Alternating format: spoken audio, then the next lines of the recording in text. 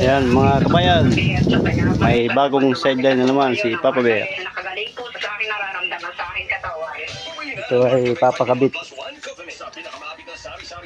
ng may-ari dito sa kanyang single na Yamaha. So kailangan ng alignment. I-alignment natin tapos ikakabit natin dito. Ayan. So tapos na yung pagtatabas. Ngayon naman ay meron tayong dumating na trabaho. Actually may trabaho pa ako eh. Silingit ko lang ito. At ito ang aking gagawin ngayon. I-welding, i-align para magamit na. At habang nagwi-welding,